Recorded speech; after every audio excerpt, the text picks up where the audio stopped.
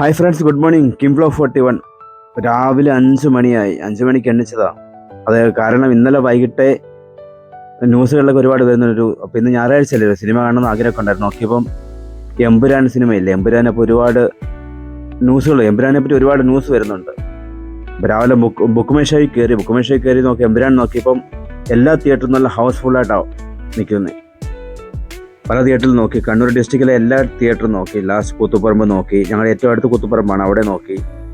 Last Thalassery നോക്കി, അവിടെ liberty picture ഹോളിൽ സീറ്റ് കിടപ്പുണ്ട്. അതും ഏറ്റവും ഫ്രണ്ടിലായിട്ടാണ്, ഫ്രണ്ടിലെ 2 ലൈൻ കാലി കിടപ്പുണ്ട്.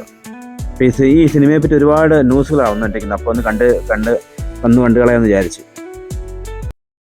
രാവിലെ തന്നെ ന്യൂസ് എടുത്ത് നോക്കിയപ്പം ഒരുപാട് ന്യൂസുകൾ കിടക്കുന്നത്. കലാപരംഗങ്ങളിൽ എമ്പുരാന് 17 വെട്ട്, പുതിയ പതിപ്പ് വ്യാഴാഴ്ച തിയേറ്ററിൽ എത്തുമെന്ന്.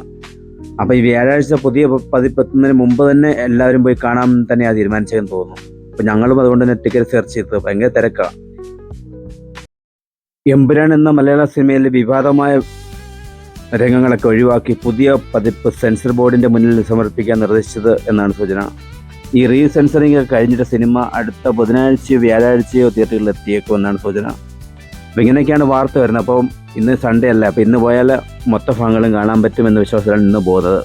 ടിക്കറ്റ് ഏകദേശം കിട്ടിയില്ല, ഏറ്റവും ഫ്രണ്ടിലാണ്. 4-5 ടിക്കറ്റ് കിട്ടിയിട്ടുണ്ട്, കുഴപ്പമില്ല.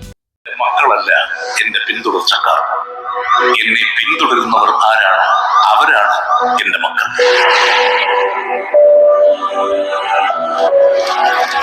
പി കെ രാമദാസ് ബാക്കി വെച്ചിട്ട് പോയ ഈ യുദ്ധത്തിൽ ഈ പാർട്ടിയെ, ഈ സംസ്ഥാനത്തിനെ നിരന്തരം തളർത്താൻ ശ്രമിച്ചുകൊണ്ടിരുന്നത് മുന്നിൽ നിന്ന് പൊരുതിയ ശത്രുക്കളായിരുന്നില്ല.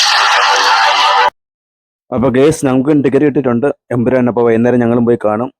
പുതിയ വിശേഷങ്ങളായിട്ട് വീണ്ടും നമുക്ക് കാണാം. അതുവരെ നമസ്കാരം.